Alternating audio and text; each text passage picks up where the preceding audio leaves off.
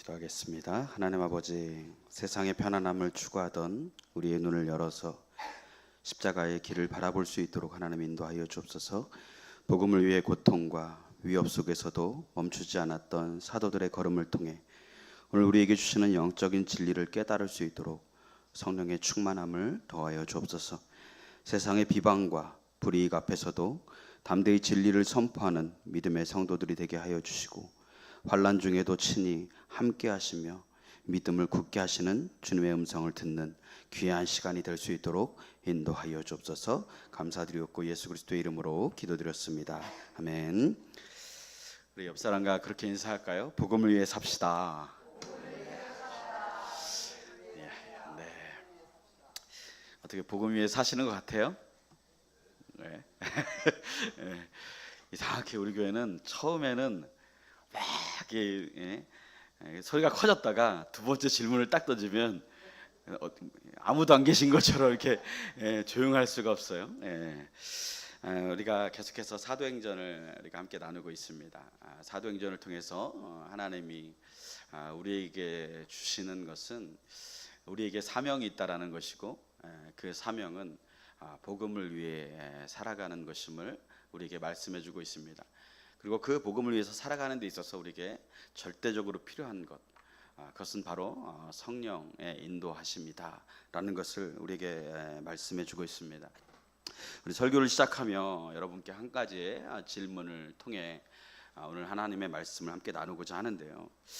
여러분은 예수님을 믿으며 따라 살아가는 삶이 늘 순탄하고 또 평안하기를 기대하십니까? 아니면 하나님 나라를 위해 받는 고난과 불이익까지도 기꺼이 감수할 준비가 되어 있습니까? 전자입니까? 후자입니까? 예. 보겠습니다. 예. 사실 우리가 누구나의 삶에서 어려움이나 고통을 피하고 싶은 것이 우리의 그런 육신을 가진 우리의 본성이죠. 예수님을 믿으면 모든 일이 잘 풀렸으면 좋겠고, 그죠? 가정이 평안했으면 좋겠고, 또 하는 사업이 또 시온의 대로처럼 뚫리기만 하면 얼마나 좋고, 또 우리가 그 안에서 하나님의 은혜를 우리가 찾을 수 있겠습니까? 그러나 오늘 우리가 함께 나누는 이 사도행전 14장의 말씀에서는 그런 우리의 생각을 이제 교정시키는 그러한 말씀을 우리에게 전해주고 있습니다. 예수 그리스도를 가장 뜨겁게 사랑하고 또 하나님의 나라를 위해 이제 복음에 순종했던 사도들의 삶이 어떤 과정을 통해서 또 어떠한 열매를 맺고 또 결과를 이루어가는지 너무나 사실적으로 보여주고 있습니다. 그런데 그 가운데 복음을 위해서 살아가지만, 그리고 복음을 위해서 살아가는데 환난을 겪지만 빼앗기지 않는 기쁨이 계속해서 그 안에 머물러 있음을 보게 되어집니다. 여러분, 우리가 하나님 앞에 복을 달라고 기도합니다. 그래서 하나님이 우리에게 원하시는 것들을 채워주고, 또 누가 봐도 정말 큰 복을 누리며 살아가지만 그 복을 받았을 때 두 부류로 이렇게 나뉘어지게 되는 것 같아요. 한 부류는 그러한 하나님의 복을 받고서 이제 세상으로 돌아가는 자들이 있고, 또 한 부류는 그러한 복을 주신 하나님께 감사해서 더욱더 나에게 주신 사명을 열심히 감당하려고 노력하는 분들이 있음을 보게 되어집니다. 과연 우리가 하나님 앞에 복을 달라는 것도 중요하지만 우리가 그 복을 왜 필요로 하는지, 그리고 그 복을 하나님이 나에게 주셨을 때 나는 과연 하나님 앞에 어떠한 믿음으로 살아가고 있는지 돌아보는 것이 너무나 중요합니다. 먼저 말씀의 배경을 우리가 살펴보면 사도행전 13장과 14장에서는 이제 수리아 안디옥에서 바나바와 바울이 파송을 받게 되죠. 세계 최초로 선교사 파송을 받게 됩니다. 그리고 우리는 이것을 바울의 제1차 전도 여행이라고 이렇게 부르게 되어지죠. 수리아 안디옥을 떠난 바울과 바나바가 이제 항구 도시인 실루기아에서 배를 탑니다. 그리고 이제 구브로 섬으로 향하게 되어지는데, 바울의 이 바나바의 고향이 이 구브로의 살람이라는 지역이었습니다. 그래서 이 살라미 지역을 경유해 가면서 바나바의 조카인 마가 요한을 함께 데리고 갑니다. 셋이서 이제 전도 여행을 시작하게 되는 것이죠. 이후 바울 일행이 이제 구브로 섬의 한 곳인 수도인 바보를 거쳐서 이제 바다를 건너서 밤빌리아 지방으로 향하게 되고 버가에 도착하게 됩니다. 그런데 바로 이 버가에서 뜻밖의 악재를 만나요. 그것은 뭐냐면 전도 여행에서 나중에 합류했던 사람이 누구라고요? 예, 제가 지금 얘기했잖아요. 구브로에서 누구를 데리고 가요? 마가 요한. 마가 요한. 정신 좀 차리세요. 예, 마가 요한을 데리고 가잖아요. 그죠? 근데 이 마가 요한이 그래도 좀 넉넉하고 부유한 집에서 살았어요. 그래서 이 이제 전도 여행이 그냥 단순히 비전 트립, 그냥 선교지를 탐방하고 그냥 구경하고 여행하는 것쯤으로 아마 생각했던 모양이에요. 그런데 이 선교지에 도착해 보니까 너무 힘든 거예요. 더군다나 이제 높은 산맥도 지나야 되고 많은 위험이 도사릴 것 같은 그런 생각이 드는 거예요. 그래서 요한이 나 안 되겠다. 그래서 야밤도주를 해요. 야밤도주. 예. 아무 말 없이 조용히 은밀하게 떠나요. 예. 그래서 예루살렘으로 돌아가 버리는 거예요. 이제 이게 나중에 2차 선교 여행 때 이것이 빌미가 되어서 바나바와 바울이 심하게 다투고 이제 나뉘어서 이제 선교를 하게 되는 원인이 되어질 정도로 굉장히 큰 사건이죠. 갑작스럽게 이 동역자가 이탈을 하게 되니까 바울이 너무 상처를 받은 거예요. 그러니까 상처가 너무 크니까 2차 전도 여행 때 바나바가 그래도 그때는 이제 마가 요한이 그렇게 철없이 그렇게 했지만 이제 제대로 할 거니까 그를 다시 한번 용납해서 데리고 가자. 그런데도 막 바울이 막 쌍지팡이를 짚고서 막 안 된다고, 절대 데려갈 수 없다고. 그래서 거기서 심하게 다투고 이제 갈라서게 되어지죠. 그 정도로 이 바울에게 이 사건이 되게 중요했습니다. 그렇지만 지금 이 시점에서 마가 요한이 떠났다 그래서 이제 뭐 사역을 접을 수가 없잖아요. 그래서 바울과 바나바는 사역을 멈추지 않고 계속해서 지속해 나갑니다. 그들은 비시디아 안디옥을 거쳐서 오늘 배경의 첫 배경인 이고니온에 도착하게 됩니다. 오늘 우리가 읽은 사도행전 14장은 바로 이 이고니온에서 안식일에 바울과 바나바가 유대인의 회당에 들어가서 복음을 전하는 그런 장면으로 시작됩니다. 우리가 아는 것처럼 바울과 바나바가 선교 여행을 하면서 한 가지의 이 선교 방향을 정한 게 있어요. 어디를 중심으로 주로 사역을 했어요? 예?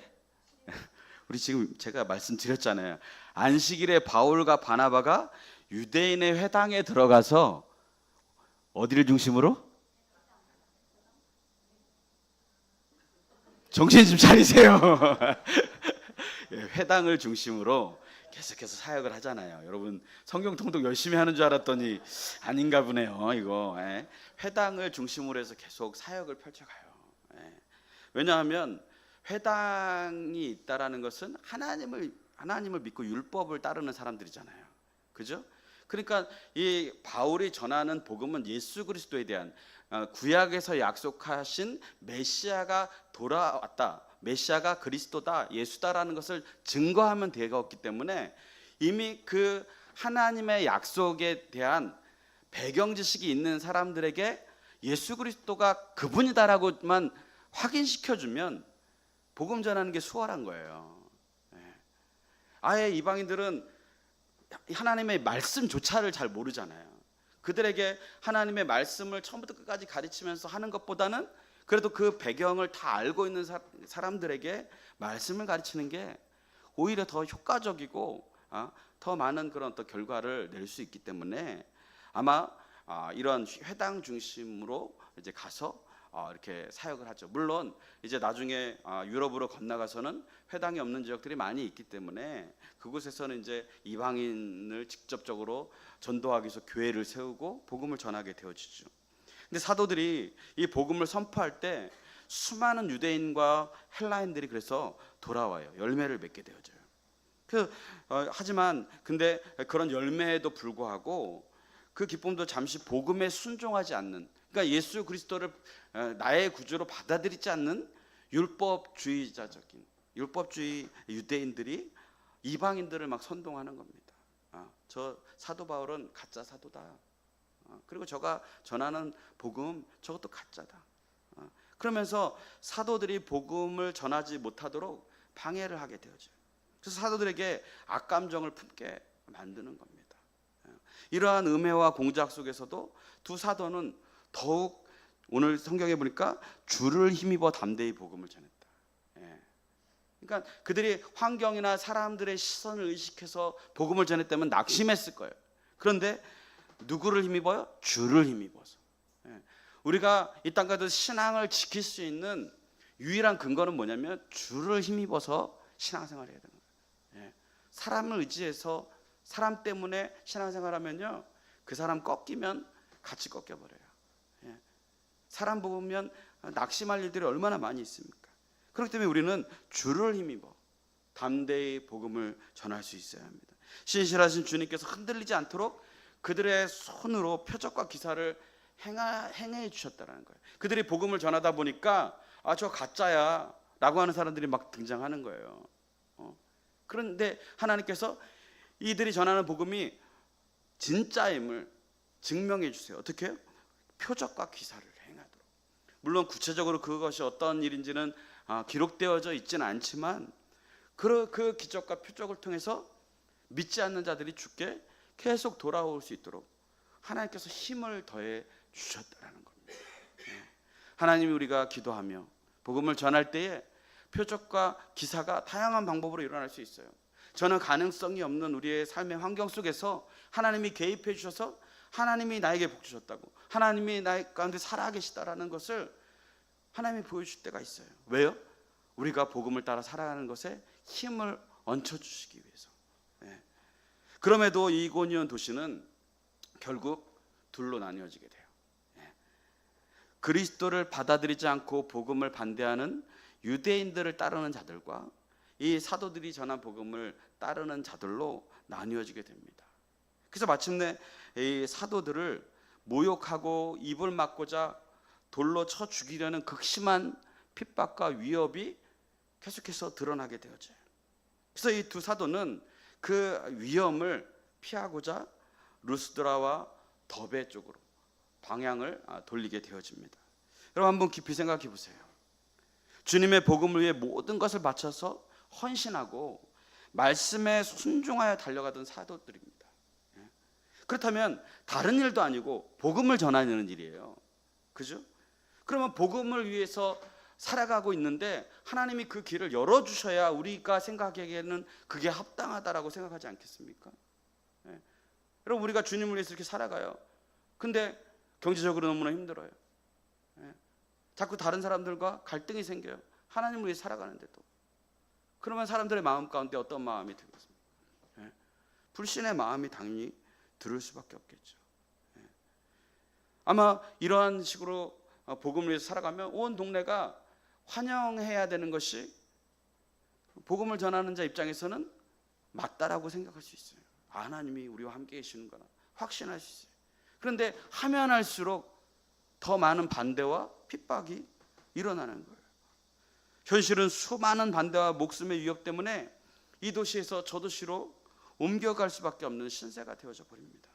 그런데 이러한 복음에 대한 반응은 오늘날 선교 현장에서도 똑같이 일어나고 있습니다. 복음을 전하기 어려운 핍박 국가나 창의적 접근 지역에 사역하는 선교사님들, 우리가 선교학적으로 창의적 접근 지역은 공개적으로 신앙을 전할 수 없는 곳을 창의적 접근 지역이라 그래요. 그러니까 선교사 타이틀을 가지고 들어갈 수 없는 곳, 이곳이 창의적 접근 지역이에요. 그래서 선교사 타이틀로 들어갈 수 없기 때문에, 선교사라고 내놓을 수 없기 때문에 어떻게 가요? 비즈니스 선교로 가는 거예요. 교육 선교로 가고, 직업 선교로 가고.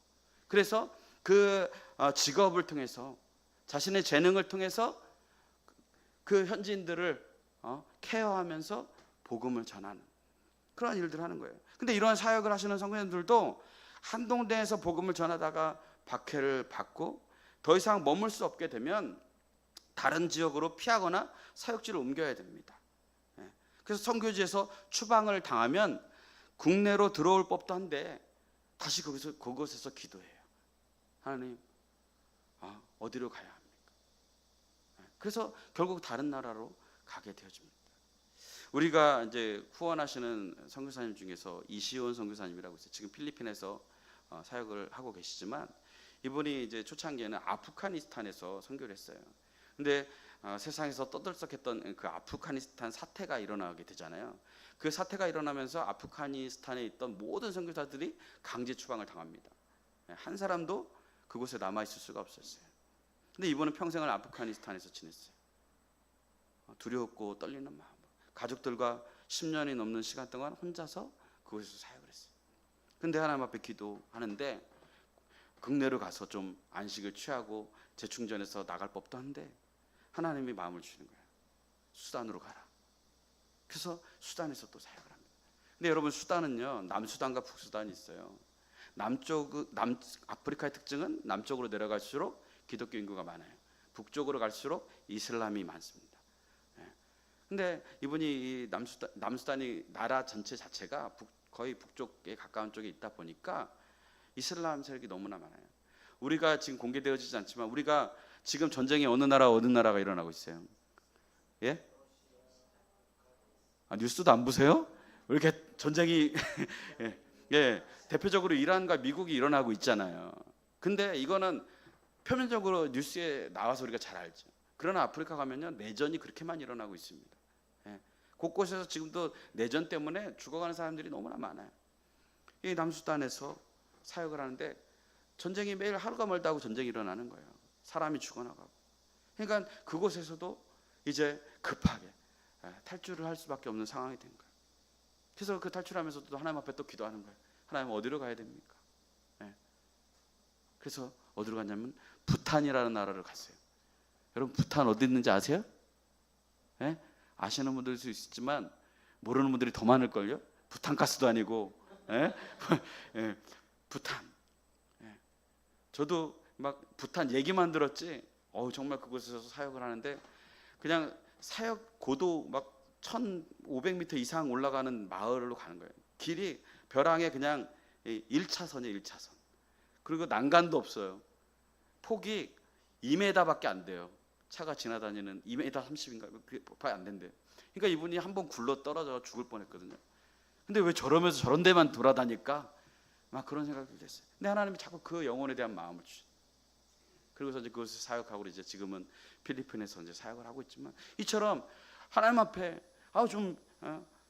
하나님의 일을 하면 좀 평탄하고 좀 뭔가 잘 되고 우리 눈에 보여도 저게 복이라고 여겨지고 그러면 좋은데, 우리 눈에 보기에는 하나도 복이 아니고 오히려 왜 하는 일마다 저래? 이런 느낌이 들 때가 너무 많은 거예요. 겉으로 보기에는 고난과 핍박을 당하면서 이리저리 쫓겨다니는 처량한 모습처럼 보입니다. 근데 하나님의 나라의 관점에서 보면 그렇지 않다는 거예요. 복음은 어떤 순간에도 어떤 환난과 상황 속에서도 절대 멈추지 않고 위축되어질 수 없다. 이것이 하나님이 선교지를 향하여 부르시는 마음입니다. 그 핍박을 타고 또 다른 지역으로 계속해서 전진하고 확장되어져 간다라는 사실을 이 사도행전은 우리에게 보여주고 있는 것입니다. 오늘 우리는 이 사도행전 14장의 말씀을 통해 예수를 따라가는 삶에 찾아오는 이 환난을 우리가 어떻게 바라봐야 되는가, 어떻게 이 환난에 반응하고 대처해야 하는가. 어쩌면 우리가 당하는 많은 고난은 사실 복음을 위한 고난이 많지는 않을 것입니다. 내가 먹고 사는 문제, 내가 남들보다 덜 누릴 것 같은 두려움, 이런 것들이 사실 더 많지 않습니까? 우리가 주님을 위해 살아간다고 이러한 고민을 해본 적이 얼마나 많이 있겠습니까? 그래서 우리는 오늘 이 지역을 중심으로 이 바울과 바나바가 선교했던 지역을 중심으로 함께 세 가지 영적 진리를 나누기를 원합니다. 첫째, 환난 속에서도 복음은 타협이 없이 진행된다라는 거예요. 환난 속에서 복음이 타협되면 그것으로 사명은 끝나는 겁니다. 바나바와 바울이 마가가 떠났다 그래서 기분 나쁘다고 자신의 감정대로 그냥 접고 가자, 이러면 사명이 끝나는 거예요. 하나님이 구원받고자 준비했던 영혼들을 구원할 수 없는 거예요. 아마 우리는 우리의 삶 속에서 하나님이 우리를 통해서 구원받고자 하는 영혼들을 준비해 놓으셨을 수 있어요. 그러나 우리의 상황과 환경, 또 우리의 게으름, 이러한 것들 때문에 그것을 간과하고 포기했을 수도 있습니다. 오늘 첫 번째 도시, 나눌 도시는 이고니온입니다. 이 이고니온을 우리가 보면서 사도들이 담대히 복음을 전하자 도시 전체가 둘로 나뉘었다라는 이야기를 나눴어요. 우리 4절 말씀 한번 보겠습니다. 시작. 그 시내의 무리가 나뉘어 유대인을 따르는 자도 있고 두 사도를 따르는 자도 있는지라. 복음이 들어가면 다 하나 될 줄 알았는데 세상은 둘로 나뉘게 됩니다. 복음은 어정쩡한 중간지대를 허용하지 않습니다. 빛이 어둠에 비추면 빛을 사랑하는 사람이 있고 빛으로 나오지 않고 어둠을 사랑하는 사람들이 있어요. 왜요? 자기의 행위가 드러날까 봐. 빛이 비추어지는 순간, 우리가 예수님을 대면하는 순간 우리의 더러운 죄들이 드러날까 봐 빛을 미워합니다. 배척합니다. 인정하고 싶지 않습니다. 예수님께서 이 땅에 오신 것도 세상을 그저 우리가 태평스럽게 보내라고 예수님이 이 땅에 오신 게 아니에요. 예수님 뭐라 그래요? 내가 검을 주러 왔다. 검을 주러 왔다. 여기에는 이유가 있는 겁니다. 어두운 방에 갑자기 환한 불을 켜면 어떻게 됩니까? 눈이 부셔서 눈을 감거나 막 불을 끄라고 눈부시다고 막 이렇게 화를 내는 사람들이 있어요. 그런 어떤 사람들은 그 빛 때문에 오히려 이게 어두우면 두렵고 무서운 마음이 드는데 안정감을 느끼고 또 기뻐하는 사람들이 있어요. 예수라는 진리의 빛이 선포될 때 세상의 반응도 똑같습니다. 예수님 말씀 치우라고. 내 죄를 왜 자꾸 지적하고 나의 어두운 모습을 자꾸 드러내. 화를 냅니다. 그러나 어떤 사람들은 그 빛으로 인하여서 나의 연약함, 나의 부족함을 바라보고 이렇게 부족한 나를 구원해 주신 그 하나님, 그 하나님께 감사하며 살아가는 거예요. 오늘날 우리 사회 어떻습니까? 내 종교도 맞고 내가 믿는 종교도 맞아. 서로 좋은 게 좋은 거지. 다원주의 사회를 살고 있습니다. 그러나 성경의 복음은 배타적입니다. 오직 예수 그리스도를 통해서만 영생을 얻을 수 있고 그분을 거절하는 자에게는 심판이 기다리고 있다.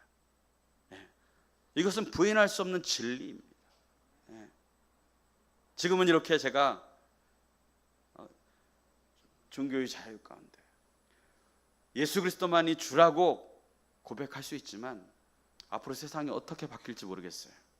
교회 안에서 예수 그리스도만이 주님이시다라고 선포하지 못할 때가 올 수도 있습니다. 그래서 우리는 나라를 위해서 기도해야 돼요. 기도해야 돼요. 이 메시지는 세상 사람들에게 매우 불편합니다. 때로는 화나게 합니다. 그래서 우리가 일터나 가정에서 예수님의 진리를 타협 없이 말할 때 자연스럽게 비방이나 조롱을 받는 것입니다.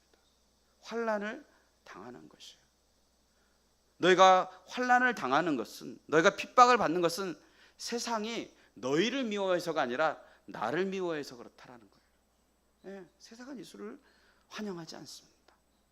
혹시 여러분의 삶에 예수를 믿는 것 때문에 당하는 작은 박해나 불이익이 전혀 없으십니까? 그렇다면 스스로 물어봐야 돼요. 내가 혹시 세상과 너무 타협하며 살아가고 있지 않은가? 내가 혹시 예수 그리스도를 입으로 삶으로 증언하지 않고 있기 때문은 아닌가? 바울과 바나바는 돌에 맞을 위기 앞에서도 굴하지 않았어요. 그래서 이 르스드라와 더베로 이동해서 또다시 복음을 전해요. 환난은 결코 복음 전파를 막는 장애물이 될 수 없다라는 사실을 보여주고 있는 거예요. 오히려 복음을 다음 사역지로 밀어붙이는 동력이 되어집니다. 복음을 위해 안주하지 말고 흩어지라는 하나님의 인도하심. 사도행전의 전체 흐름이 이렇게 흘러가요. 왜요? 사람은 편한 곳에 안주하고 싶은 마음이 있잖아요. 목회를 해도 선교를 해도 내가 편안하게 목회하고 싶고 안주하고 싶은 마음들이 더 큽니다. 그냥 명분만 지키면서 신앙생활을 하는 게 편해요. 그러나 그것은 하나님의 뜻이 아니에요. 하나님의 복음은 확장되어져야 된다. 하나님의 나라는 점점 왕성해져야 된다. 그것 때문에 여러분들이 이 자리에 앉아 계신 거예요. 그 목적을 상실하게 되면요, 우리는 세상 사람들과 다를 바가 없어요. 두 번째로 그리스도를 위한 고난은 영광스러운 훈장과도 같아요. 두 번째 도시가 어디예요? 루스드라예요. 이 루스드라에 이르자 더 놀라운 사건이 펼쳐집니다. 바울이 나면서부터 한 번도 걸어보지 못한 장애인을 일으키는 사건이 등장하게 돼요. 이 일로 마을 사람들이 난리가 납니다. 신들이 인간의 모습으로 이 땅에 왔다. 신이 아니고서 어떻게 저런 일을 할 수가 있느냐. 그들은 바나바를 최고의 신인 제우스로 부릅니다. 그리고 그 말을 앞에서 주도하는 바울을 헤르메스로 부르면서 그들에게 소를 끌고 와가지고 온갖 잔치를 벌입니다. 제사를 드리려고 해요. 당시 루스드라 지역에는요 전설이 있었어요. 어떤 전설이 있었냐면 옛날에 이 제우스와 헤르메스가 인간의 모습으로 이 땅에 내려왔대요. 그래서 좀 하루 좀 어디서 묵을까 돌아다니다가 이 루스드라 지역에 온 거예요.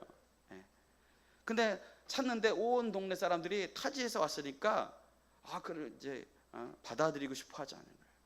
그래서 아무도 그들을 재워주지 않는 거예요. 근데 그 동네에 가난한 노 부부가 있었는데 그들의 형편을 보니까 너무너무 안타까운 거예요. 우리 집에 와서 쉬었다 가시라고 대접했다라는 거예요. 그래서 이후에 화가 난 이 신들이 그 동네를 싹 쓸어버리고 자신들을 환대한 농부들만 축복했다라는 신화가 그 땅 가운데 있었다라는 거예요.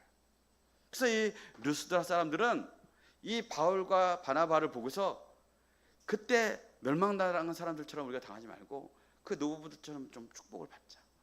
그래가지고 그들을 이렇게 섬기려고 했던 거예요. 예배하려고 했던 거예요. 그래서 막 거창한 퍼레이드를 벌이는 것이죠.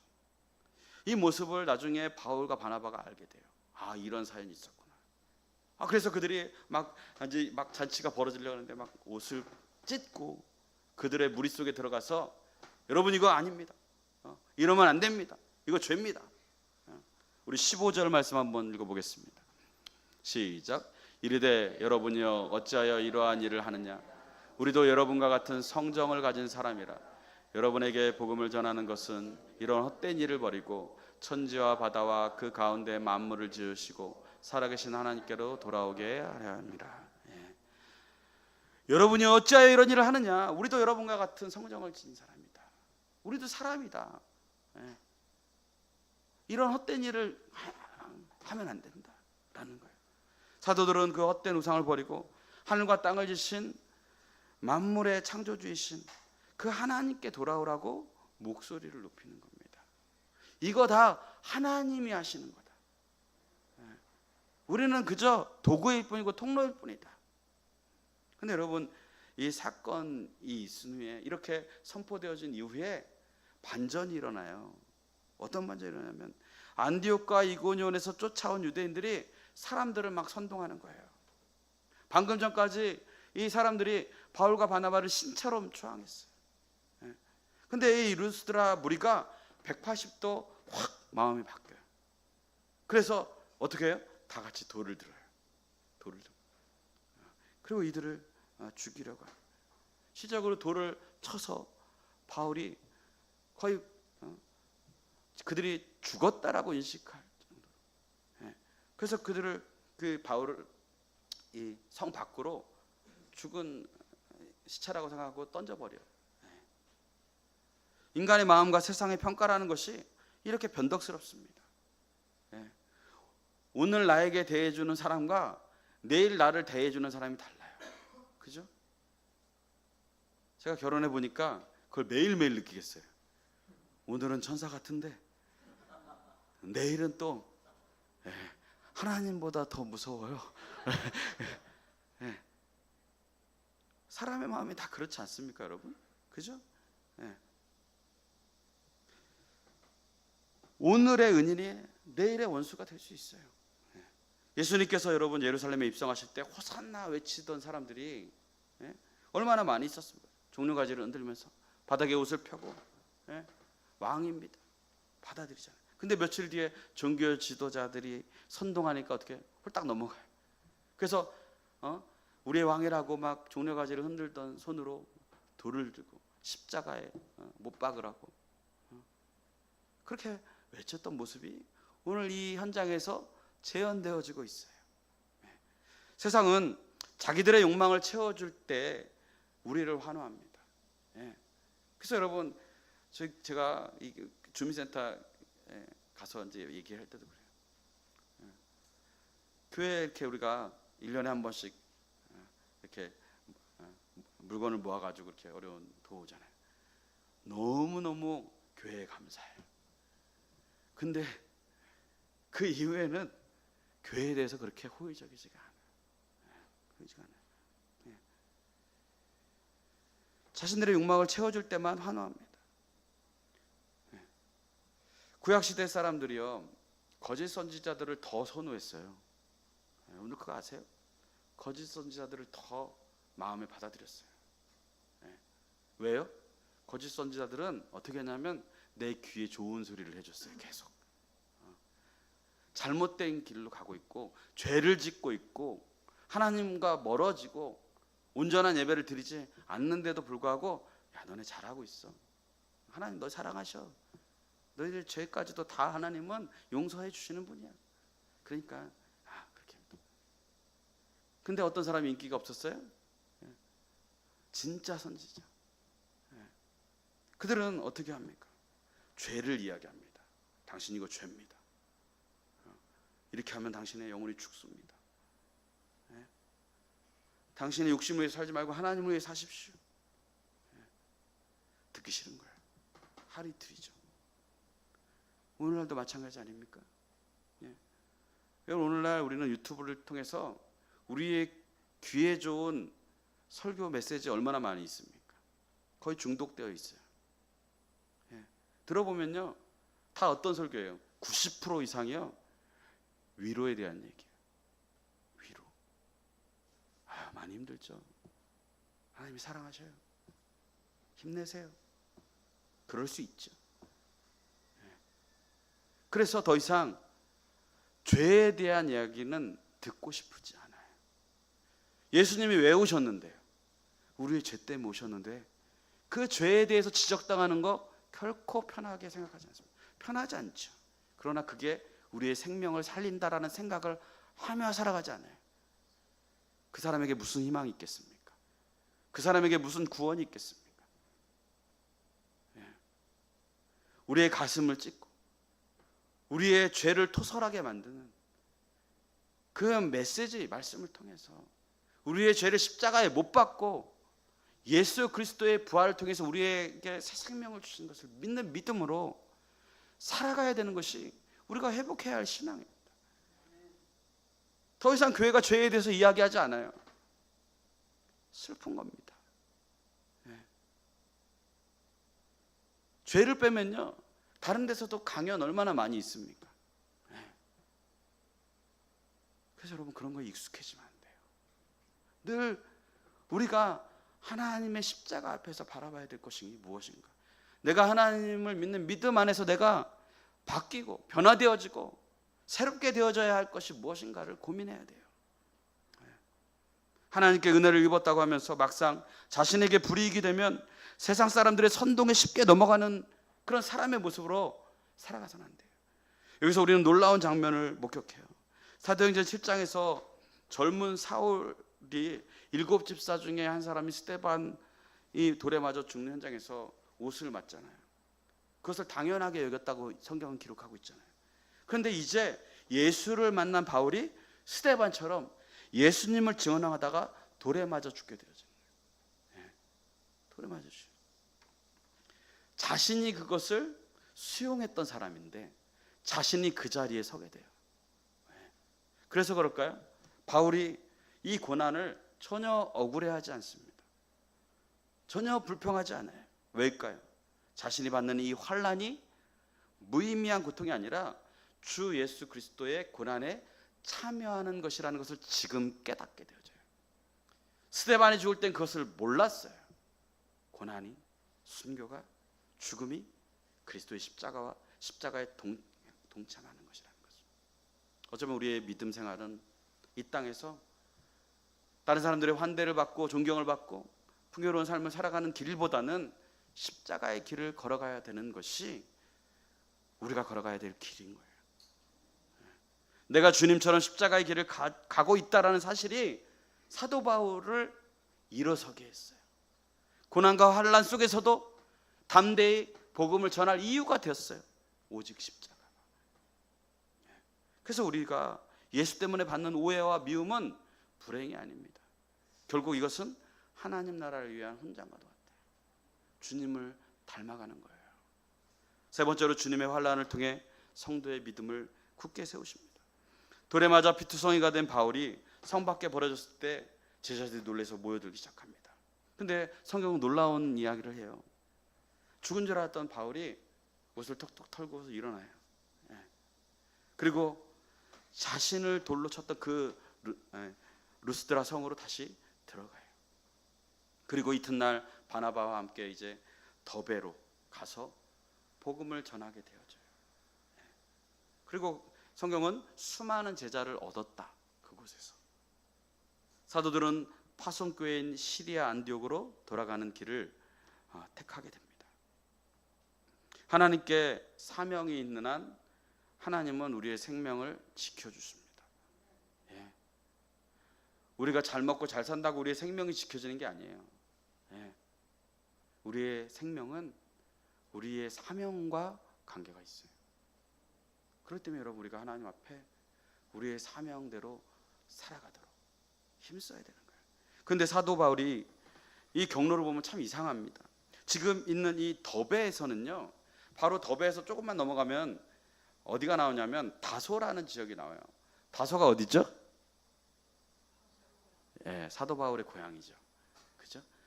이 다소라는 지역이 나와요. 그리고 그 다소에서 조금만 더 가면 어디가 나오냐면 수리아 안디옥. 이 전도 여행을 처음 출발했던 파송했던 교회가 나와요. 그러면 편안하고 안전하게 육로를 통해서 금방 갈 수 있어요. 근데 사도들이 굳이 왔던 길로 다시 돌아가요. 편하고 쉬운 길을 놔두고. 근데 그냥 돌아가는 것도 아니고 자신들이 거쳐왔던, 자신들을 배척하고 돌로 치고 자신들을 반대하려고 했던 그 위험한 도시인 루스드라, 이고니온, 비시디아 안디옥을 다시 찾아가는 겁니다. 왜 그랬을까요? 22절 말씀 한번 보겠습니다. 시작. 제자들의 마음을 굳게 하여 이 믿음에 머물러 있으라 권하고, 또 우리가 하나님의 나라에 들어가면 많은 환난을 겪어야 할 것이라 하고. 이 도시에 들어가서 급히 피신하라고 나왔잖아요. 근데 교회를 세운 지가 얼마 안 됐어요. 간 예수를 믿은 어린 믿음의 성도들이 세상의 박해와 환난 속에서 흔들릴까 봐 사도들은 목숨을 걸고 다시 그곳으로 들어가서 제자들의 마음을 굳게 하기 위해서, 너희들이 지금 믿고 있는 이 믿음에 머물러 있으라고. 그리고 하나님의 나라에 들어가려면 환난 당하는 건 당연한 거다 라고 이야기를 하면서 그들을 격려하는 겁니다. 그래서 그들의 믿음을 굳게 세워주고 믿음이 좋은 장로들을 택해서 금식해서 그들로 하여금 이 교회를 지켜나가도록 당부하는 거예요. 사도들이 성도들에게 준 메시지의 핵심이 이거예요. 성도 여러분, 하나님 나라에 들어가려면 많은 환난을 겪어야 됩니다. 믿음의 자리를 굳건히 지키십시오. 그러나 두려워하지 마십시오. 이것이 그 교회에 전하고 싶은 메시지였습니다. 여러분 주변에 여러분의 믿음을 굳게 해주는 사람이 많다면 너무나 복된 사람이에요. 내가 다른 사람에게 믿음을 굳게 만들어줄 수 있는 사람이라면 나는 정말 좋은 하나님의 일꾼인 거예요. 저는 말씀을 준비하면서 하나님, 저희 늘푸른 교회도 환난과 고난 속에서 교회를 굳게 세우고 주님께 위탁할 수 있는 일꾼을 세워주십시오. 저는 우리 늘푸른 교회가 믿음에 머물러서 믿음에 굳게 선 일꾼이 충만해지기를 소원합니다. 고난을 알면서도 교회를 생명처럼 돌볼 수 있는 주님의 일꾼을 주옵소서. 이들이 바로 제자인 겁니다. 결국은 무리들은 자신의 이익에 따라서 계산기를 두드리며 나에게 이익이 되면 머물러 있고 나에게 이익이 안 되면 떠나는 게 무리예요. 십자가 질 생각이 없습니다. 내 손익 계산에 따라서 교회를 다니는 것이 아니라 복음을 위해, 하나님의 나라를 위해 그것이 불이익이 되고 설령 위험해질지라도 믿음을 지키고 교회를 지키는 거예요. 오늘날 이런 일꾼들이 교회에 필요한 겁니다. 그냥 교회에 서비스를 받고자 왔다 갔다 하는 사람 말고요. 교회의 어떤 복지를 누리고자 왔다 갔다 하는 사람 말고 정말 복음을 위해서 내가 희생할 수 있고 복음을 위해서 내가 하나님 앞에 내 생명도 드릴 수 있는 그런 바울과 바나바가 필요한 거예요. 그래서 저는 여러분들에게 도전하고 싶어요. 우리 옆 사람과 다시 인사해 볼까요? 믿음을 굳건히 세워주는 일꾼이 됩시다.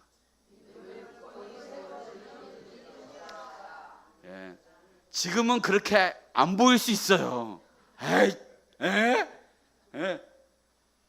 그러나 우리가 함께 기도하고 서로의 믿음을 굳건히 세워주도록 노력하면 되는 거예요.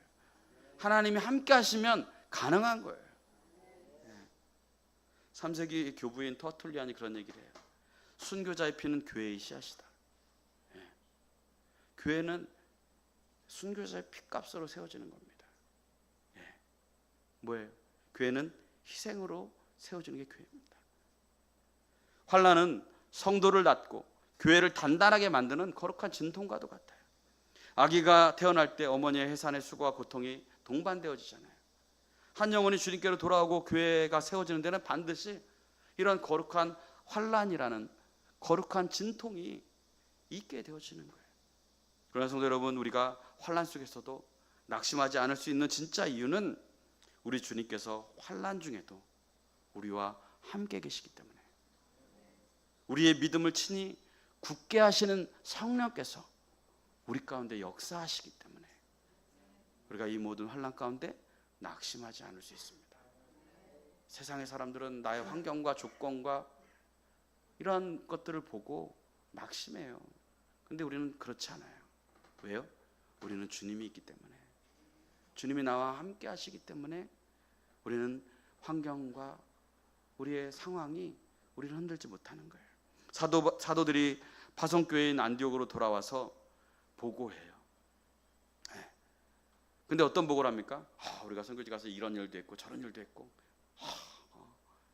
이렇게 말하지 않아요. 뭐라고 할까요? 우리 27절 함께 보겠습니다. 시작. 그들이 이르러 교회를 모아 하나님이 함께 행하신 모든 일과 이방인들에게 믿음의 문을 여신 것을 보고하고. 무엇을 간증합니까? 하나님이 함께 행하신 모든 일, 그리고 이방인들에게 믿음의 문을 여신 일. 하나님이, 우리가 선교지 가서 이런 사역을 했어. 환난과 어려움을 당했지만 하나님이 우리와 함께 하시면서 이런 일들을 했다. 그리고 그 환난 속에서도 이방인들에게 믿음의 문을 열어주셨다.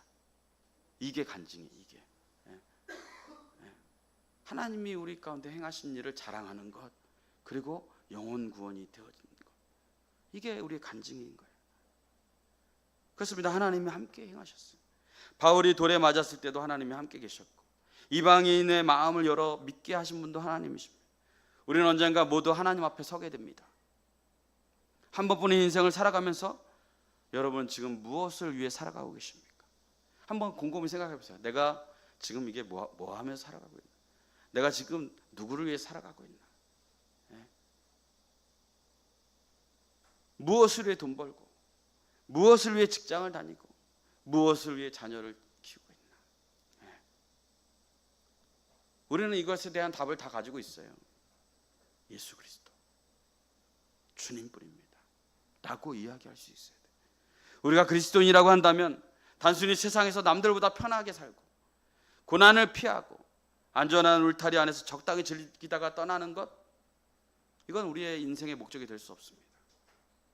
예수 그리스도를 따라가는 삶에는 반드시 환난이라는 통행세를 내야 돼요. 네. 나의 정직함 때문에 이를테서 불이익을 당할 수도 있습니다. 내가 믿는 예수라는 진리를 전해야 되기 때문에 불신 가족이나 친구에게 외면당할 수 있습니다. 내 생활도 박하지만 더 어려운 이웃이나 교회를 위해서 헌신할 때도 있는 것이에요. 그러나 기억해야 될 것은 이 환난은 우리가 예수 그리스도께 속해 있다라는 가장 확실한 증거가 되어진다는 것입니다. 그래서 사도 바울은 이것을 늘 자랑했어요. 비바람을 한번 맞지 않고 온실 속에서 자란 나무는 조금만 바람이 불어도 뿌리채 뽑혀 날아갑니다. 그러나 꼭대기에서 사계절의 모진 풍파를 겪은 소나무는 견뎌내는 거예요. 고난이 오면 올수록 더 뿌리를 바닥에 깊이 내는 거예요. 제가 과거에 이제 중국에 단기 선교를 나갔었는데 중국의 연변을 방문했어요. 거기 가면 용정시가 있어요. 여러분들도 아마 갔다 오신 분들도 있으실 거예요. 용정에 가면 뭐가 있을까요? 비암산에 가면 일송정이 있어요. 일송정. 일송정이 어디에 나와요? 가곡 선구자, 그죠?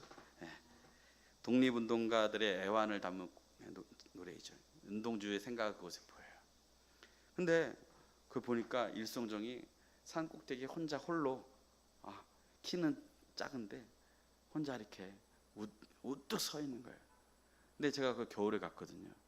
근데 그 선교사님 얘기 들어보니까 겨울에 온도가 영하 40도 이하로 내려가요. 얼마나 추워요. 여름에 또 더워요. 근데 주변에 풀들은 다, 근데 그 나무가 우뚝 서 있는 거예요. 하나님께서는 환난이라는 바람을 통해 여러분의 믿음의 뿌리를 주님께 더 깊이 내리도록 하나님이 우리를 인도하신다라는 거예요. 고난이 깊을수록 어떤 사람은 믿음을 저버리기도 하지만 어떤 사람은 하나님 앞에 더 깊이 뿌리를 내리는 거예요. 그러므로 환난을 두려워하지 마시고 세상의 오해와 비방 앞에 침묵하거나 피하지 마시고 우리를 위해 십자가 고난을 받으시고 부활하신 예수 그리스도께서 지금도 성령을 통해서 우리와 함께 하심을 믿으시길 바랍니다. 오늘 하루도 그리고 이번 한 주도 주님을 위해 당하는 작은 고난과 어려움과 환난, 그것을 기쁨으로 여기면서 서로의 믿음을 굳건히 세워나감으로 말미암아 하나님 앞에 우리가 귀하게 쓰임받는 귀한 선교적인 사명을 감당하는 복된 교회가 되어지기를 주님의 이름으로 축복합니다. 기도하겠습니다. 하나님 아버지, 세상의 편안함만을 구하며 환난 없는 삶만을 바랐던 우리의 약한 모습을 회개합니다. 우리가 예수 그리스도의 복음을 입으로 그리고 삶으로 담대히 증언할 때 찾아오는 미움과 불이익을 이상히 여기지 않게 하시고 오히려 그리스도의 고난에 참여함을 기뻐하는 담대한 믿음을 우리에게 허락하여 주옵소서. 모진 풍파 속에서도 우리 믿음을 굳게 세워주시고 주님을 바라볼 수 있는 믿음의 시선이 흐려지지 않게 하여 주시며 하나님 나라의 영광스러운 열매를 맺는 삶을 살아갈 수 있도록 인도하여 주옵소서. 모든 것 감사드리옵고 예수 그리스도의 이름으로 기도드렸습니다. 아멘. 이 시간은 우리